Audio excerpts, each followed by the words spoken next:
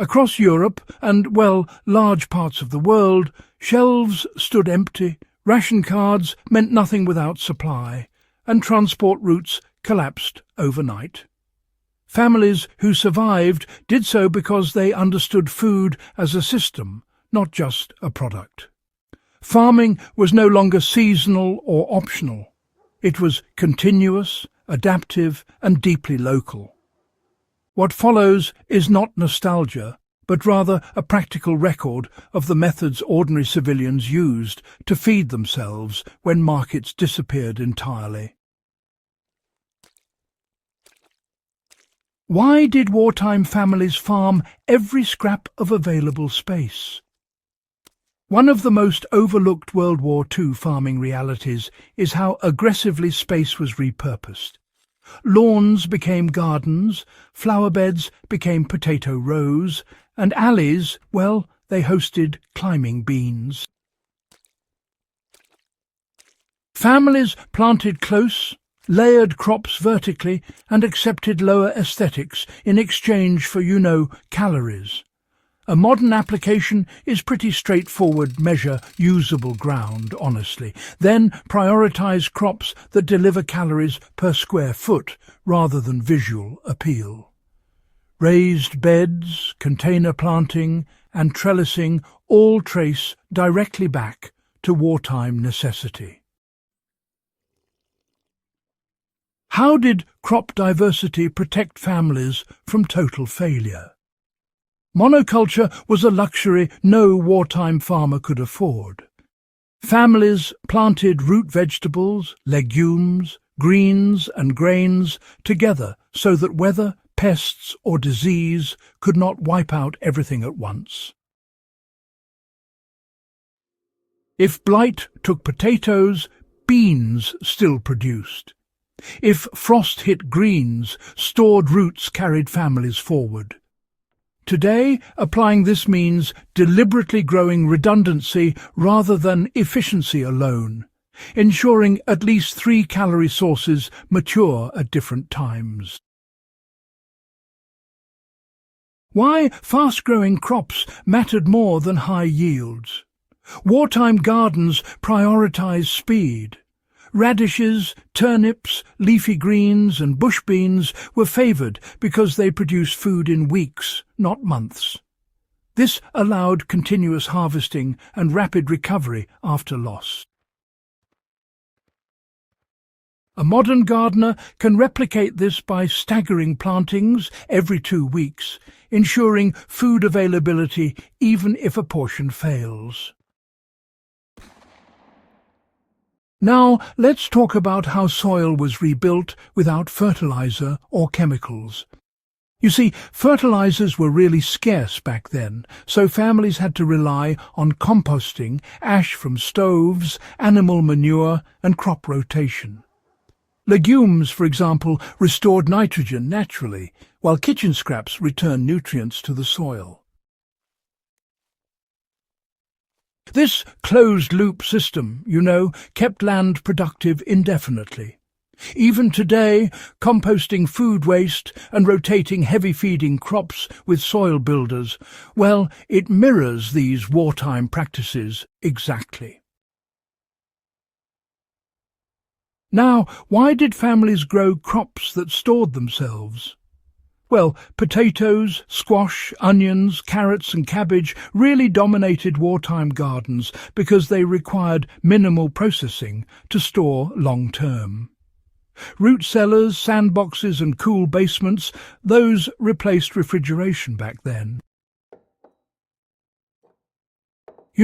Modern households can actually apply this by choosing crops that naturally store for months, and this reduces reliance on freezing or electricity, which is pretty handy. So, how did seed saving ensure food beyond the current season? Well, one of the most critical, yet often forgotten tricks was deliberate seed selection. Families would save seeds from the strongest plants, gradually adapting their crops to local conditions over time. Now, let me tell you why animals were integrated carefully and not excessively.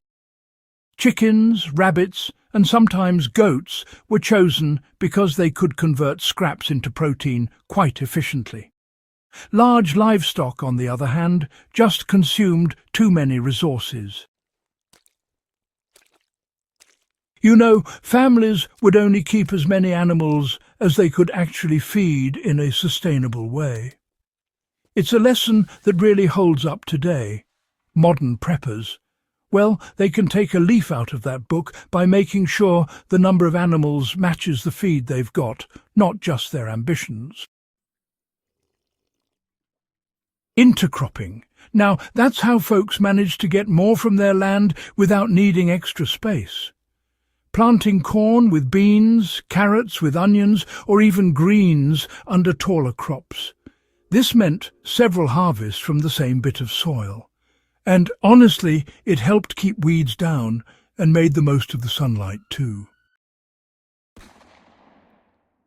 These days, intercropping still boosts yields and cuts down on labour, just like it did when people were under the pump during the war. You know, water conservation really became a survival skill back then. Folks used rain barrels, reused grey water and mulched their crops to keep them alive during shortages. Families would reuse wash water for their gardens and, well, they'd shade the soil to cut down on evaporation. These small steps made a huge difference. Modern water scarcity makes these same practices just as relevant, honestly. When it came to working the land, manual tools started to replace fuel-powered equipment. With fuel being rationed, hoes, spades and hand cultivators took over. Smaller plots meant that people could use hand labour efficiently, and it really reduced how much they depended on machinery. These days, focusing on manageable garden sizes actually makes gardens more reliable during disruptions. It's a lesson that still holds true, especially when times get tough. Planting by local climate knowledge rather than just sticking to the calendar really mattered. Wartime farmers would ignore the official planting dates and instead they'd watch for things like soil temperature, frost patterns and rainfall. This kind of flexibility, well, it prevented a lot of losses, I can tell you that. Preservation, you know, was really the thing that completed the farming cycle. Drying, fermenting, salting and cellaring, these methods transformed harvests into food that could last all year round. Honestly, back then, growing food without making sure it was preserved was just seen as wasteful. Community knowledge sharing, well, it's what kept people alive. Neighbours would trade labour, seeds and information, often quietly and without much fuss. Survival wasn't about the individual. It was always really a communal effort. Weeds, interestingly enough, were reclassified as food out of necessity. Dandelion greens, nettles and lamb's quarters would supplement diets when crops failed. Learning which wild plants are edible is still, to this day, one of the most overlooked survival skills. You know, continuous planting really did prevent those dreaded hunger gaps. Families would get right back to work, replanting immediately after each harvest, never letting the soil sit idle for even a moment. This way, food kept flowing steadily all year round, rather than just showing up in certain seasons. So, what do these forgotten farming tricks actually teach us? Well, during the Second World War, families survived without shops because, honestly, they treated food as infrastructure, not just a matter of convenience. Every single decision they made was about durability, adaptability, and keeping control over their food supply. These methods, let me tell you, they weren't just desperate improvisations, they were deliberate systems, carefully refined under pressure. If this deep dive into wartime farming gave you, well, both practical insight and a bit of historical clarity, do subscribe to the channel and share this guide with others who value that kind of hard-earned knowledge from the past.